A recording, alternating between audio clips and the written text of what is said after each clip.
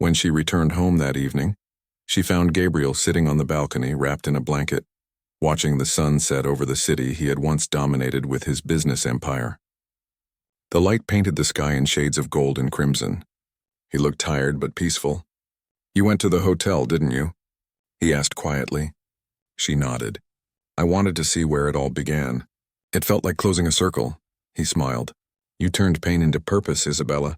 That's something few people can do." She sat beside him and took his hand. "You turned wealth into kindness. That's even rarer." For a moment they watched the last light fade, the city slowly coming alive with evening stars and street lamps. Gabriel broke the silence with a gentle smile. "If you had told me that day in the lobby that pretending to be your husband would lead to this, I would have laughed. But maybe that's what faith is, trusting that some lies are told by fate to reveal truth." She laughed softly. "Maybe so. But it wasn't a lie. It was a beginning." When Gabriel passed away peacefully a year later, the world mourned the loss of a visionary, but Isabella mourned the loss of a friend, a teacher, and a man whose goodness had shaped her destiny. At his funeral, she stood before the crowd and spoke with the same poise that he had once taught her. "Gabriel de la Vega was a builder of structures, yes," she said, her voice thick with emotion. "But more than that, he was a builder of souls. He believed that the strongest foundation is not made of concrete but of compassion. His life proved that greatness has nothing to do with riches and everything to do with respect." As she spoke, the crowd rose to its feet once more, just as they had on the day of her first speech, their applause rolling like waves through the open air. Years later, the foundation established a new scholarship in his honor, the De La Vega Promise Fund, dedicated to supporting young workers who had been unjustly accused or marginalized. Every year, Isabella personally met the recipients and told them her story, not to glorify her past, but to remind them that dignity is stronger than circumstance. When journalists asked her why she never married, she would smile gently and say, "I already had a partner, one who taught me that the greatest form of love is respect." In her old age, Isabella became a living legend. Schools taught her story as a lesson in ethics and resilience. Statues were raised in her honor, though she always insisted that no bronze could capture what really mattered. When reporters came for her final interview, she sat by the window of her quiet home, the city lights twinkling below, and said, "People still ask me how my life changed. It was not luck nor money nor charity. It was a single moment of courage, a man who spoke when silence was easier, and a woman who chose to believe that she was worth saving." That moment became a lifetime of purpose. She looked at the camera and added softly, "So if you're watching this and you feel small or forgotten, remember, your story is not over. Sometimes life waits for you to believe in your own worth before it shows you its miracle." When she passed away peacefully a few years later, the city declared a day of tribute in her name. The plaque at the old hotel was polished and lit with flowers, visited by guests from around the world. And on the foundation's main building, beneath the statue of two hands intertwined in solidarity, the inscription read, "Integrity is not born from power, but from courage." "Say I'm your husband," said the millionaire, and his reason left everyone speechless because it was never about titles or wealth, but about the simple truth that humanity is the greatest treasure of all. And so, the story that began with shame ended with immortality, not in gold or glory, but in hearts forever changed by the power of a single act of kindness. The months that followed became the Foundation's golden era. New programs flourished, transparency became their model, and other organizations began adopting their ethical code. Isabella became a symbol of integrity in the public eye, though she never sought fame. Her focus remained on the people they served, the single mother learning to read at 40, the young boy earning a scholarship through the Foundation's mentorship, the communities rebuilding schools in forgotten towns. Each story reminded her that every act of resistance had meaning. Yet beneath the triumphs, something quieter began to change in Gabriel. The more he watched Isabella lead, the more he realized that her strength had awakened something long dormant within him, a belief that kindness could coexist with leadership. One evening, he invited her to dinner, not in a grand restaurant, but in a modest cafe overlooking a small park. As they sat under the soft glow of the lights, he said, "Do you remember the day in the hotel when I said she's my wife?" She smiled faintly. "How could I forget?" He nodded. "At that moment, I said it to protect you. But now I understand something. That day didn't just protect you, it protected the part of me that still believed in decency.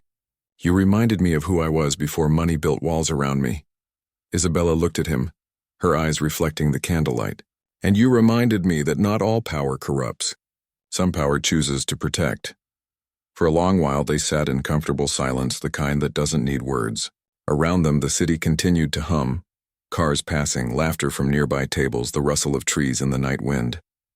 It wasn't romance that filled the space between them, but respect, gratitude, and the quiet understanding that two lives had changed each other forever. Before they left, Gabriel raised his glass and said softly, "To integrity, the only wealth that never fades." Isabella lifted hers, her smile humble but radiant. "To faith," she replied, "the only thing that keeps integrity alive when the world tries to buy it." Their glasses touched, and the sound rang clear, like a promise sealed between two souls who had learned that true greatness isn't built in boardrooms or counted in bank accounts, but in the courage to do what's right when everyone else looks away. As they walked out into the cool night, the stars above the city seemed brighter than usual, as if the heavens themselves had paused to listen to the quiet footsteps of two people who had chosen truth over compromise. And though neither said it aloud, both knew that whatever trials still waited ahead, they would face them with the same strength that had carried them this far, the strength born not of wealth, but of conscience. Years had passed since that fateful morning in the hotel lobby when Isabella Martinez had been accused of theft and a stranger had stepped forward to call her his wife. That single, spontaneous act of kindness had rewritten the course of two lives. Now standing before a hall filled with dignitaries, donors, journalists, and hundreds of ordinary people whose lives had been touched by the De La Vega Foundation, Isabella could hardly recognize the woman she had once been. The event marked the Foundation's 10th anniversary, a celebration not of wealth or status but of transformation. Behind her on the massive screen flashed images of schools rebuilt, hospitals renovated, and families who had escaped poverty. She adjusted the microphone and looked at the sea of expectant faces. 10 years ago, she began, her voice steady yet warm, I was invisible. I cleaned the floors of a hotel where people like you walked without seeing me. One morning I was accused of stealing something I could never afford. That day someone stood up for me when no one else would. He said, "She's my wife." And those words, though untrue in that moment, became the truth that saved not only my dignity but my future. The room was silent, listening to every word. She continued, "That act of faith taught me that one person's courage can change another's destiny. And from that day forward, I promised myself to be that kind of person for someone else." Applause rose, soft at first, then stronger, until the hall thundered with emotion. Among the crowd, Gabriel de la Vega sat quietly, his eyes moist with pride. Time had touched him gently, his hair more silver now, his expression calmer, wiser. He had built empires, faced scandals, and survived storms, yet nothing compared to the fulfillment he felt watching the woman he once defended become a beacon for millions. After the speech ended, the audience rose in a standing ovation. Cameras flashed, people wept openly, and Isabella felt a wave of humility wash over her. When she stepped down from the stage, Gabriel met her halfway. "You've done it, Isabella," he said softly. "You've turned that single moment into a movement." She smiled through tears. "No, Gabriel, we did it. You believed in me before I believed in myself." The following months were filled with new plans and endless travel. The foundation had expanded to multiple countries, partnering with global organizations that sought to replicate its model of ethical empowerment. But with growth came new challenges. The demands on Gabriel's time became relentless, and his health, once unshakable, began to falter. He ignored the fatigue, insisting he was fine, but Isabella noticed the subtle signs. The pauses in his breathing after long speeches, the way he rubbed his chest when he thought no one was looking. One afternoon after a board meeting, she confronted him gently. "You need to rest," she said, her tone firm yet caring. "You're not 20 anymore, and the world can wait a day." He chuckled softly.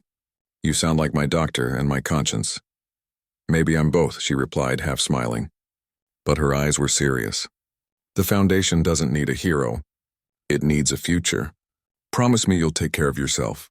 He nodded, though she could tell his promises were often made to calm others, not himself. Weeks later, during an international summit in Geneva, Gabriel collapsed backstage moments before he was due to deliver a keynote address. Panic erupted. He was rushed to the hospital, where doctors confirmed a severe cardiac episode. The news spread quickly, and messages of concern poured in from around the world. Isabella flew to Switzerland overnight, her heart heavy with fear and gratitude. Fear of losing the man who had changed her life, and gratitude for all the years fate had granted them together. When she entered the hospital room, he was lying pale but conscious, tubes running to monitors that beeped softly. Yet when he saw her, he managed a faint smile. "You should be in Mexico," he whispered. "There's a conference tomorrow." She took his hand gently. "The world can wait," she said, echoing her earlier words. "You taught me that work matters only when people matter first." His eyes glistened. "Do you remember what I told you in that hotel cafe? That my mother suffered humiliation for a crime she never committed? I thought success would heal that wound, but it didn't. You did. You healed it by living the dignity she deserved." Tears filled her eyes. "You gave me the chance to be more than my circumstances. Whatever comes next, I won't let your legacy fade." Gabriel recovered slowly but never regained his former strength. Within a year, he announced his retirement from daily operations, naming Isabella as the new president of the foundation. The decision shocked many. Critics questioned whether a woman without formal business education could lead such a massive enterprise. But Gabriel's faith in her was unshakable. At the press conference announcing the transition, he stood beside her and said, "I built this foundation from brick and concrete, but she built its soul. If anyone deserves to lead it forward, it's the woman who taught me that honor is stronger than power." The applause that followed was as much for him as for her. From that day forward, Isabella led not with pride but with purpose. She simplified processes, increased transparency, and expanded programs to rural schools, refugee camps, and indigenous communities. Under her guidance, the foundation became not just an organization, but a symbol of ethical leadership worldwide. One afternoon, years later, Isabella visited the same hotel where her story had begun. The lobby had changed, new furniture, new faces, the smell of fresh paint, but the memories remained etched in her heart. She walked quietly to the reception desk and introduced herself. "I used to work here many years ago," she told the manager, a young man who looked at her in awe when he recognized the name. "You're the woman from the stories," he said softly. "They say a millionaire once stood up for you here." She smiled gently. "Yes, he did. And that moment taught me that the richest people in the world are those who stand for what is right." She donated a small bronze plaque to the hotel that day, engraved with the words, "Dignity is the only jewel that can never be stolen." The manager promised to mount it in the main hall as a reminder to everyone who passed through those doors. She looked back at the city, her heart full but cautious. "And you reminded me," she said softly, "that not all rich men forget where they came from." They shared a quiet smile, the kind that carries gratitude. Not romance, though somewhere between them a delicate bond had begun to form, not out of attraction but out of mutual respect and healing.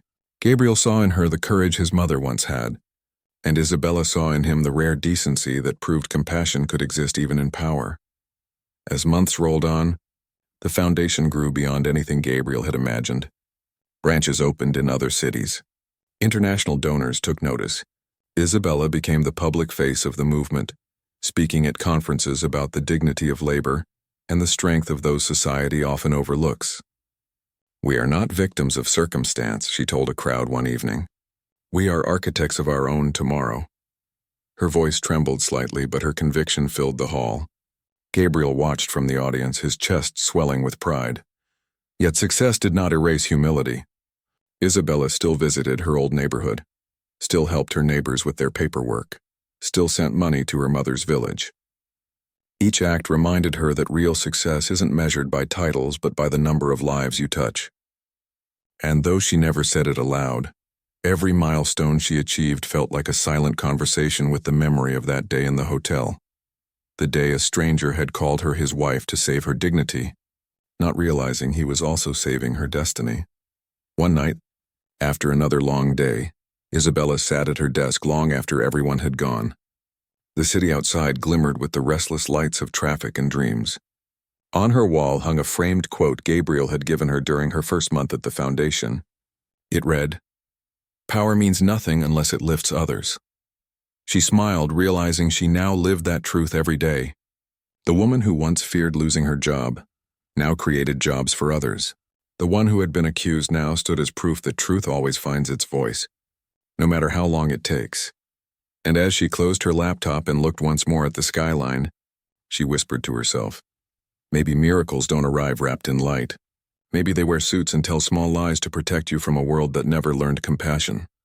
Her eyes glistened with quiet joy. The story that had begun with shame had turned into a symphony of redemption. The success of the De La Vega Foundation had become the talk of the city. Newspapers ran features about its groundbreaking programs. Television anchors praised its achievements, and donors across the country wanted to be part of its growing influence. Isabella, once the quiet cleaner of a hotel, now stood on the stage of international conferences, her voice carrying hope to audiences who once would never have listened to a woman of her background. Yet, as the foundation's light grew brighter, so did the shadows around it. Fame attracts opportunity, but opportunity often walks hand in hand with temptation. It began subtly, almost imperceptibly. A businessman offering to streamline operations in exchange for exclusive contracts. A politician suggesting small favors to secure government grants. A consultant promising massive expansion if they would just relax their auditing standards. At first, these proposals were easy to dismiss. But as the foundation's responsibilities multiplied, the pressure mounted. One evening, Gabriel called a private meeting with Isabella and the board of directors. The boardroom gleamed with success. Framed awards, sleek furniture, and panoramic windows overlooking the glowing skyline. Yet the mood inside was tense. Gabriel's expression was grave as he handed out a folder to each member. "This," he said slowly, "is a partnership proposal from Dominion Holdings. They're offering to fund our next 3-year expansion, over 100 million peso, but there's a condition. They want full discretion to choose contractors for our building projects." Murmurs filled the room. Everyone knew what that meant. Control disguised as support. Isabella flipped through the document, her brow furrowed. The terms were polished, professional, and dangerous. Dominion Holdings had a notorious reputation for exploiting charitable ventures to launder money and influence public contracts. Accepting their deal would mean betraying everything the foundation stood for. The debate began immediately. Some board members argued that the foundation's mission could not continue without greater funding. Others insisted that rejecting Dominion would be suicidal. "Think about how many more lives we could help," one executive said passionately. "Sometimes compromise is necessary to achieve a bigger good." Isabella listened quietly at first, her hands clasped tightly in her lap, but as the conversation grew louder, her heart pounded. She remembered her early days and the shame of being accused, the humiliation of being powerless, and the lesson she had learned. Dignity lost for convenience is never recovered. Finally, when Gabriel turned to her and asked softly, "What do you think, Isabella?" She looked up, her voice calm but unwavering. "I think a house built on lies collapses no matter how beautiful its walls look. If we let corruption buy our mission, we'll be saving numbers, not people. We'll become just another organization pretending to care." Her words cut through the noise like a blade of truth. The room fell silent. One of the directors exhaled impatiently. "Idealism doesn't pay salaries, Ms. Martinez," he said coldly. Isabella met his eyes steadily. "Maybe not. But corruption destroys souls. If we lose that, no salary will save us." Gabriel remained quiet, watching her, his eyes filled with the same respect he had shown her since the day they met. After the meeting, as the others left in uneasy silence, he stayed behind with her. "You spoke with courage," he said softly. "I saw my mother in you tonight. Firm, honest, unafraid of losing what was rightfully hers." Isabella looked out at the city beyond the window. "It's hard to be brave when fear whispers so loudly," she said. "But if we give in once, we'll have to keep giving in forever." He nodded slowly. "Then we'll stand our ground." The next few weeks felt like walking a tightrope. Dominion Holdings began exerting pressure through subtle channels. Media leaks questioning the foundation's efficiency, political allies withdrawing support, and even whispers that Isabella herself was manipulating decisions. Anonymous letters arrived suggesting that she was too close to Gabriel, implying favoritism. For a while, the foundation's atmosphere darkened. Staff members who had once admired Isabella now looked at her with suspicion. She endured it silently, focusing on the work, though every rumor cut deep. Late at night, when the city slept, she often sat alone at her desk, her mind heavy with doubt. Was she ruining everything by standing firm? Would the foundation survive the storm? One night, after a particularly harsh news report, Gabriel arrived unannounced. He found her still working, her eyes red from exhaustion. Without a word, he placed a cup of coffee beside her. "They're attacking you because you're the strongest one here," he said quietly. "When truth stands tall, it becomes a target." Isabella gave a faint, tired smile. "Sometimes I wonder if truth is worth all this pain." Gabriel sat beside her. "It always is. My mother used to tell me that when life tests you, it's not trying to break you. It's trying to show you what you're made of." He looked at her directly. "You've reminded me of that every day since you came into my life." Their eyes met, and for a moment the room seemed to hold its breath.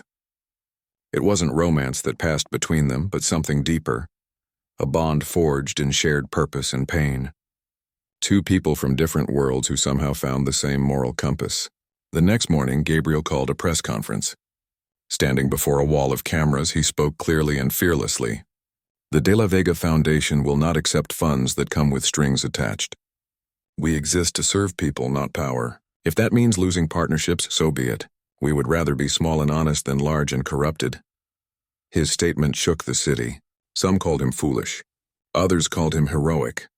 But the public response was overwhelming. Citizens flooded social media with messages of admiration. Donations from ordinary people, small sincere contributions, began pouring in. Within weeks, the foundation's lost funding was replaced tenfold by public trust. Meanwhile, Dominion Holdings was exposed by investigative journalists for multiple fraudulent activities. Their empire crumbled under scrutiny. When the news broke, Isabella sat quietly at her desk, tears slipping down her cheeks. It wasn't victory she felt, but relief. Relief that she had held on when it would have been easier to give up. Gabriel visited her office that afternoon. "You were right," he said gently. "You always were. We saved our soul." She smiled softly. "No," she said, "you saved it by listening." He chuckled. "No, Isabella. You spoke when I almost stayed silent." As he left that evening, Isabella stood by the window, watching his car disappear into the glowing streets below. The city looked different now, not as a place of struggle, but as a landscape of possibility. She realized something profound. Sometimes the people who enter our lives unexpectedly are not there to save us, but to remind us of the strength we already have. Gabriel had done that for her. He had seen her when no one else did, and in doing so had helped her see herself again. By the end of the year, Isabella had become one of the foundation's most trusted coordinators. She helped dozens of women find stable jobs, guided them through training, and shared her own story when they felt hopeless. "I was just like you," she would tell them with a gentle smile. "One day someone believed in me, and I decided to believe in myself too." Those words, simple yet powerful, inspired many to keep going. And though she never said it aloud, deep inside she knew that this was only the beginning of something greater. Not just for her, but for everyone she would help in the years to come. Far away in his private office, Gabriel watched a video presentation highlighting the foundation's progress. When Isabella appeared on screen, speaking with quiet confidence to a group of new trainees, he felt a rare sense of peace. For the first time in years, he wasn't thinking about profit margins or deals. He was thinking about legacy, the kind of legacy that isn't built with money but with moments of courage and kindness. And as he turned off the screen, a thought crossed his mind. Sometimes, the people we pretend to protect end up healing us in return. Months had passed since Isabella first walked through the glass doors of the De La Vega Foundation. Yet sometimes she still paused at her desk and marveled at how different her life had become. The gray hotel uniform that once defined her existence was now folded away in the bottom of a drawer, a relic of a life she had outgrown. Each morning she dressed neatly, tied her hair with care, and stepped into an office that smelled not of disinfectant but of fresh paper, coffee, and hope. The walls were covered with photographs of women who had rebuilt their lives through the foundation's programs. Single mothers who had started small businesses, elderly seamstresses who now trained apprentices, young students who had escaped cycles of poverty.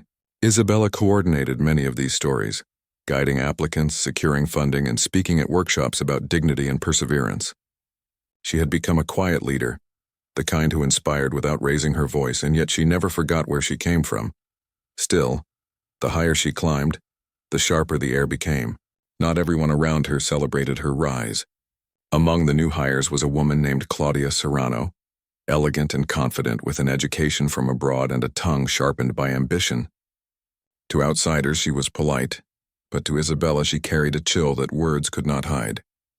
Claudia had joined the foundation a few months after Isabella and had expected rapid promotion, believing her degrees and social background entitled her to it. When Gabriel began publicly praising Isabella's projects, especially the Hands of Hope initiative that taught women in rural areas to produce handmade textiles, Claudia's admiration curdled into quiet envy. "She's just a former maid," Claudia whispered one day in the break room to another employee, unaware that Isabella was behind the door. "She only got this far because the boss pities her. People like her shouldn't be managing anything." The words struck Isabella like invisible stones. She didn't step inside. She simply walked away, heart heavy but expression calm. That evening she stayed late at her desk, revising reports, her eyes burning from exhaustion. She promised herself that if she ever responded, it would be with results, not anger. One morning, as rain streaked the office windows, Gabriel called for a meeting with the senior staff. The foundation had been shortlisted for a major government partnership, a chance to expand their work across multiple cities. The project, however, would require perfect audits, transparent finances, and flawless coordination. Gabriel looked around the conference table and said quietly, "I want Isabella to lead this review." A stunned silence followed. Claudia's pen froze mid-note. "Sir," she began sweetly, "perhaps someone with more administrative experience." But Gabriel raised a hand gently. "Experience is valuable," he said, "but integrity is indispensable. Ms. Martinez has both." Isabella felt heat rise to her cheeks. She didn't want to look at anyone, yet inside she felt something powerful awaken, a sense of belonging she had never known. The weeks that followed were grueling. Isabella worked 12-hour days combing through files, reconciling numbers, and ensuring every donation and expenditure was accounted for. She refused to cut corners. More than once she caught discrepancies, small amounts missing, poorly documented expenses, and each time she corrected them quietly, never suspecting that someone might be trying to sabotage her. Late one night, as she was preparing the final audit summary, she discovered an unauthorized transaction under her own login. Her heart stopped. It was a payment to a non-existent supplier, dated 2 days earlier. Panic flared through her. She had not made this transaction. Quickly, she checked the security logs. Someone had used her credentials while she was in a public seminar. Her stomach knotted. Only one person had access to her desk that day, Claudia. The next morning, the air in the office felt heavy. Rumors had already started circulating. "They say Isabella made a false payment," someone whispered. "Maybe she's not as honest as she seems." She tried to focus on her work, but every voice around her felt like a judgment. Before she could gather proof, Gabriel summoned her. When she entered his office, she saw disappointment, not anger, in his eyes, and that hurt more than any accusation. "Isabella," he said quietly, "they're saying there was a misuse of funds under your account. Tell me the truth." Her throat tightened. "I didn't do it, sir. Someone used my login. I swear I would never betray your trust." He studied her for a long moment, his expression unreadable, then nodded slowly. "I believe you. But we need evidence. This foundation stands on trust, and I won't let anyone destroy that, not even rumors." Relief washed over her like rain, yet the task ahead was daunting. For 3 days, she worked silently to trace the truth. She examined server logs, compared timestamps, and interviewed the IT team.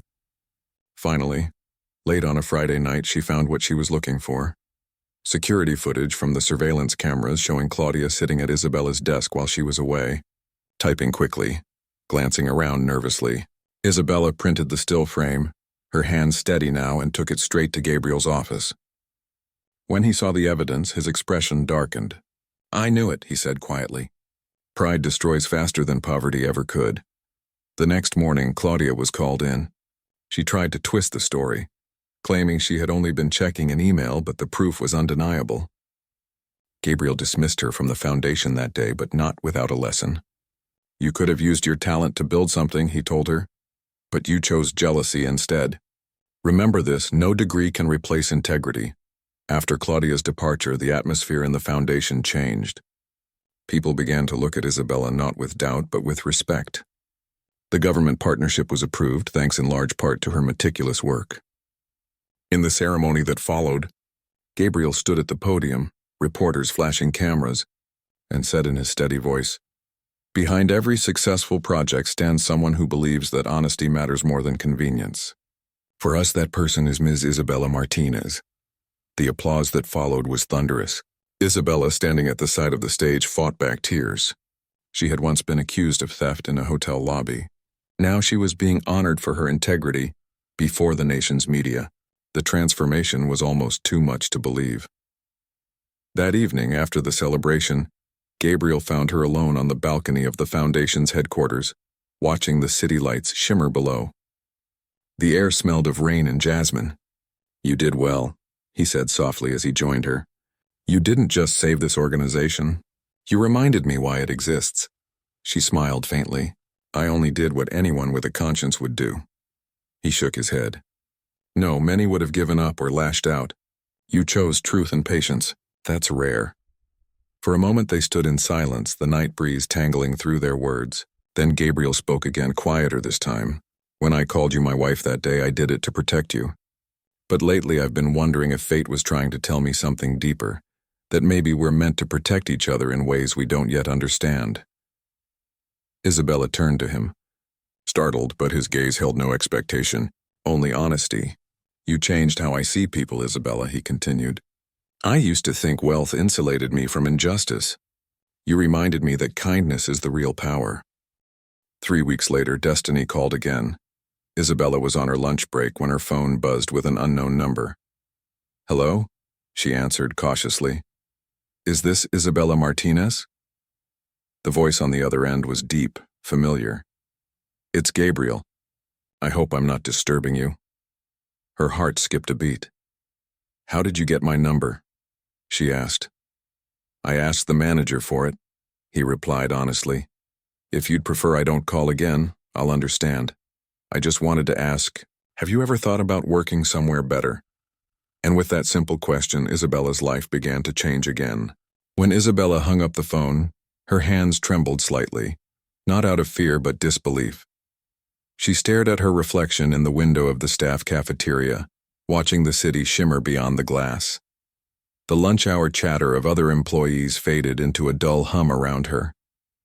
She had not expected to hear that man's voice again, the same calm and confident tone that had once silenced an entire hotel lobby. Gabriel de la Vega, the millionaire who had called her his wife to protect her from public humiliation, was now on the other end of her phone, asking if she had ever thought about working somewhere better. She didn't know what to say. No one had ever asked her a question like that. For most of her life, she had simply taken whatever work came her way, grateful for every paycheck, no matter how small. Her dreams had long ago been folded away between the pages of old bills and forgotten letters from home. That evening, when she returned to her modest apartment, she couldn't shake the thought of that call. She replayed his words again and again in her mind. He had sounded sincere, not like a man doing charity, but like someone who truly believed she could be more than what life had allowed her to be. She sat by the small window, her dinner untouched, and stared at the card still resting beside her mother's photograph. His name seemed to glow under the flickering light of the old bulb. Gabriel de la Vega, CEO. Her mother's smiling face in the photo seemed to ask silently, "What are you afraid of, mija?" And maybe for the first time in years, Isabella didn't have an answer. The next morning, she went to work as usual. The hotel lobby buzzed with the usual rhythm of hurried footsteps and polished perfection, but something felt different. Her co-workers whispered softly when she walked past, half curious and half envious. Everyone knew about the incident. Some pitied her. Others assumed she had used her looks or luck to gain the millionaire's favor. None of them understood that what had happened between them wasn't about romance or luck. It was about dignity and timing, two things life rarely gave at once. Around midday, she received a message from the front desk. "A driver is waiting for you outside," the receptionist said with a puzzled look. Isabella's heart raced as she stepped outside. A sleek black car was parked at the curb, gleaming under the sunlight. The driver, dressed in a crisp suit, opened the door respectfully. "Miss Martinez, Mr. de la Vega asked me to bring you to his office." The ride through the city felt surreal. The car moved silently through streets she had only ever walked before. The skyscrapers of the financial district rose like mountains of glass, reflecting the sky and the world she had never been part of. Her palms were sweating. She wondered what she was doing, what he could possibly want from her. When they arrived, she found herself standing before a massive building of steel and glass, its name carved elegantly into the marble entrance: De la Vega Developments. Inside, everything shone: the walls, the floors, even the air seemed different, filled with the quiet hum of ambition and money. A receptionist greeted her warmly. "Mr. de la Vega is expecting you," she said with a polite smile. Moments later, Isabella stood outside a set of tall oak doors. The secretary opened them, and there he was, Gabriel, standing by the window, his hands in his pockets, gazing out over the endless sprawl of Mexico City. When he turned, that same calm confidence filled the room. "I'm glad you came," he said with genuine warmth. "Please sit." She obeyed quietly, still unsure of what this meeting meant. "I know this might be unexpected," he began, "but when I met you that day, I saw something rare. Someone who keeps their dignity, even when the world tries to take it away. I've been thinking about that ever since." He paused, studying her face for a moment. "I want to offer you something. A position at one of my foundation offices. We help provide training and employment for women who come from humble backgrounds. Single mothers, immigrants, anyone who just needs a fair chance. It's honest work, but more stable than what you have now, and you'd be helping others rise too." Isabella's eyes widened. She didn't know what to say. Opportunities like this didn't come to people like her. "But why me?" she finally whispered. "You could find someone better, more educated, more qualified." Gabriel smiled slightly. "Maybe, but I'm not looking for a resume. I'm looking for people with heart. Skills can be taught, but character can't. You've already proven you have that." The words hit her like sunlight after a long storm. For years she had been invisible, a shadow cleaning up other people's messes, her dreams dismissed as impractical. Now someone was telling her she had value, not just as a worker, but as a person. Still, fear lingered. "What if I fail?" she asked quietly. Gabriel leaned forward, his expression kind but firm. "Then fail trying. Every success I've had was built on the ruins of 100 failures. The only people who never fail are those who never try." His words carried a weight that settled deep in her heart. She took a slow breath and nodded. "I'll try." From that moment, Isabella's life began to shift. The following week, she left the hotel job behind, the gray uniform folded neatly one last time. She started her new position at the De la Vega Foundation for Opportunity and Empowerment, located in a renovated colonial building filled with light and purpose. The first few days were overwhelming. The paperwork, the computers, the meetings, it all felt like a world she didn't belong in. But every time doubt crept in, she remembered Gabriel's voice. Skills can be taught, character can't. So she learned. She asked questions, stayed late, took notes, and watched others carefully. Her humility and discipline soon caught the attention of everyone around her. Weeks turned into months, and with each passing day, Isabella grew more confident. She learned to manage small projects, organize community events, and even speak publicly to groups of women who came seeking help. For the first time in her life, she wasn't cleaning someone else's dream. She was building her own. Yet despite her growing success, she couldn't ignore the presence of Gabriel in her thoughts. He rarely visited the foundation in person, but when he did, the air in the room seemed to change. His presence carried quiet authority, but his words always focused on purpose rather than power. He would stop by her desk sometimes, ask how the programs were running, or offer encouragement that felt genuine, not distant like a boss, but warm like a mentor. One late afternoon, as the golden light poured through the tall windows of the foundation, Gabriel arrived unexpectedly. The office was nearly empty. Isabella was still typing reports when she heard his voice behind her.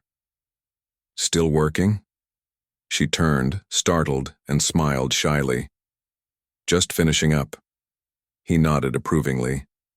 "That's what I like to see, commitment." Then after a pause, he added softly, "You remind me of someone I used to know." "Your mother?" she asked gently. He smiled, a little surprised. "Yes. She never stopped working until everything was done. Even when her hands were cracked and tired, she believed that dignity lived in effort. I see that same spirit in you." There was silence for a moment, but it wasn't awkward. It was filled with a kind of shared understanding. Two souls who had walked different roads but carried the same wounds from a world that didn't always value kindness. Gabriel looked thoughtful. "Do you know why I built this foundation?" he asked quietly. She shook her head. "Because success without purpose is just vanity. I spent years chasing wealth to prove I was worth something. But the day I saw you standing in that lobby defending yourself against lies with quiet strength, I realized something. People like you are the reason people like me exist. We're supposed to lift others, not look down on them." Isabella didn't know how to respond. Her throat felt tight. No one had ever spoken to her like that. Not as a servant, not as a subordinate, but as an equal. The words stirred something, deep inside her, something that had been asleep for too long. Pride, gratitude, hope. She met his eyes and said softly, "Then I'll make sure your mother's spirit lives on through this work." Gabriel smiled, and for a brief second, the usual distance of status between them vanished. They were just two people, both shaped by hardship and compassion, both trying in their own way to make meaning out of pain. The morning sun filtered softly through the tall glass windows of the Grand Imperial Hotel, turning the marble floors into pools of gold. The lobby was alive with motion. Travelers dragging suitcases, waiters rushing between tables, executives barking into their phones. In the midst of this busy dance moved Isabella Martinez, a quiet woman in her early 30s, dressed in a faded gray uniform and worn black shoes. Her name tag gleamed faintly against her chest, though few ever looked at it long enough to read it. She had been working here for nearly 7 years, ever since she came from a small village on the outskirts of Puebla, chasing a better life that seemed always just one step ahead of her reach. For her, every day was a quiet battle, not against people, but against exhaustion, poverty, and the invisible walls that separated those who served from those who were served. That morning, Isabella was polishing the brass handles of the grand entrance when a shrill voice sliced through the air. Heads turned instantly.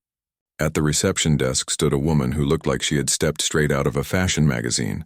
Blonde hair styled perfectly, white designer suit, and diamond earrings that flashed like tiny suns. Her voice echoed across the marble walls as she pointed toward Isabella with a trembling finger. "That woman. That one right there. She stole my bracelet." For a moment the world froze. Isabella straightened up slowly, unsure if she had heard correctly. But when every eye in the room turned toward her, she knew she had. The air thickened with judgment. Conversations stopped. Even the bellboy who had been rushing past froze mid-step. Isabella's hands began to shake. I didn't take anything," she managed to say, her voice barely more than a whisper. The manager, Mr. Alvarez, hurried forward, his face tight with panic. "Please, Senora Villanova, let's handle this discreetly," he pleaded, but the woman was beyond reason. "Discreetly? My diamond bracelet is missing, and that cleaner was the only one in my room this morning." Isabella's breath caught in her throat. Her cleaning cart still stood beside the front desk, innocent and ordinary, yet now it looked like a symbol of shame. "Sir," Isabella said, her voice trembling, "I swear I didn't touch anything. I just cleaned like always." But her words were drowned out by the murmur of the crowd. Guests were whispering, their eyes filled with suspicion and curiosity.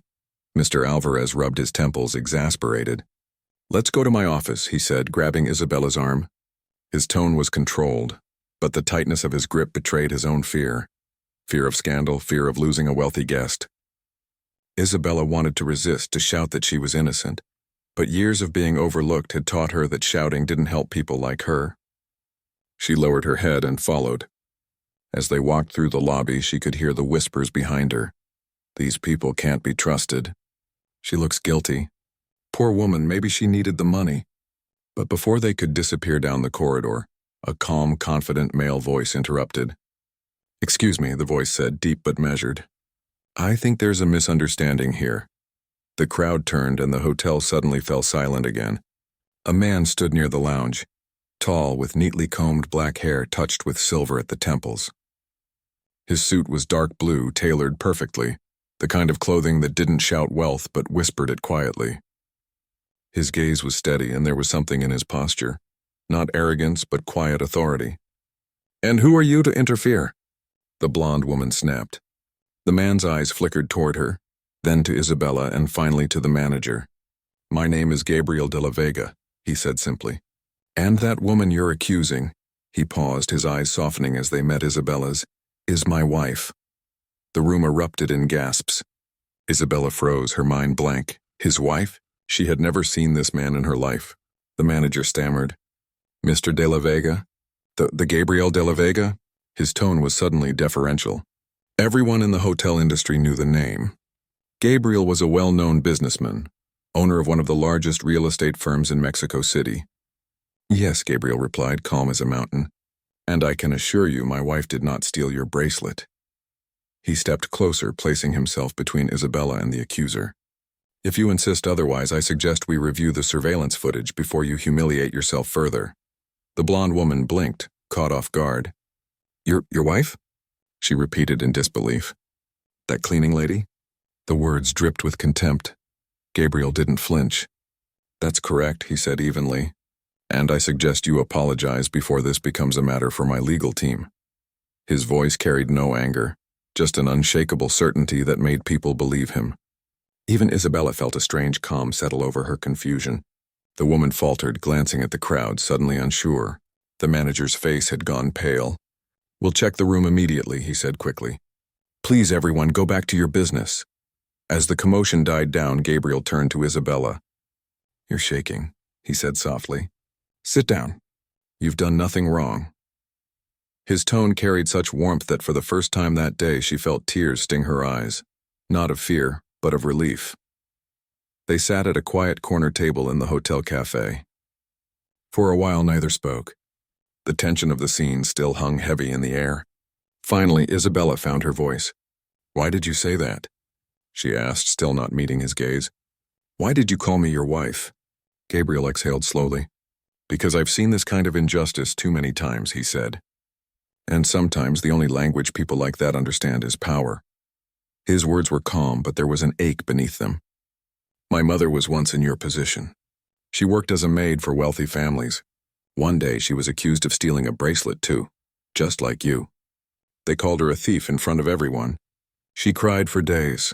Later they found the bracelet under a pillow, but no one ever apologized. That humiliation destroyed her. She never smiled the same way again."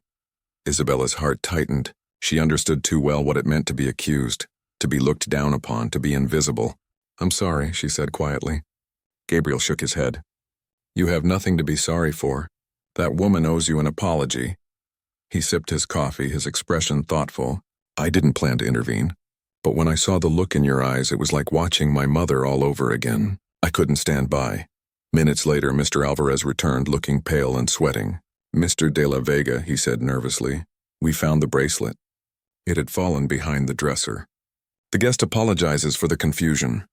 Gabriel's eyes hardened. "Did she apologize to her?" he asked, nodding toward Isabella. The manager hesitated. "Well, she left in a hurry." Gabriel's voice dropped lower, colder. "Then make sure her written apology reaches Ms. Martinez today. And I want every staff member to know she was cleared of all blame." "Understood?" The manager nodded furiously. "Of course, sir, absolutely." When he left, silence returned between them. Isabella stared at her hands. "You didn't have to do that," she whispered. "People don't risk their reputation for someone they don't know." Gabriel smiled faintly. Maybe not. But I didn't do it for reputation. I did it because no one deserves to be humiliated for being poor. His eyes softened again. My mother used to say dignity is the one thing we have that no one can take, unless we let them. For the first time since that morning, Isabella smiled. It was small and hesitant, but it carried gratitude. Thank you, she said simply. I don't know what would have happened if you hadn't been there. You would have proven your innocence eventually, Gabriel replied. I just saved you from unnecessary pain. He reached into his pocket and handed her a business card. If you ever need anything, work, advice, help, call me. I owe my success to people who believed in me when I had nothing. Let me return the favor. She took the card, her fingers brushing his for just a moment. I don't think I'll ever call, she said honestly. He smiled. That's fine, but if you ever do, know that I'll answer. That night, as Isabella sat in her small apartment overlooking the crowded streets of the city, she held the card under the dim light of her single lamp. Gabriel de la Vega, CEO, de la Vega Developments. It looked almost unreal, like something from a different world. She placed it beside her mother's photo, unsure why she couldn't throw it away. Maybe it was the kindness behind it. Maybe it was the strange sense that fate had taken an unexpected turn. The next day, whispers spread through the hotel. Some admired her for how she carried herself with grace. Others whispered that she must have known the millionaire somehow. Isabella ignored them all. She worked silently, just as she always had. But inside, something had changed. The humiliation had almost broken her. But that single act of kindness had restored something she hadn't felt in years. Her sense of worth. Meanwhile, Gabriel sat in his office on the 22nd floor of his company's glass tower, staring out over the skyline. His assistant briefed him about meetings, contracts, and investments, but his mind wasn't on any of it. He kept thinking of the quiet woman in the gray uniform, standing there with her chin raised despite the shame being thrown at her. She reminded him of something he had almost forgotten, why he had started all of this in the first place. Not for wealth, but to never be powerless again.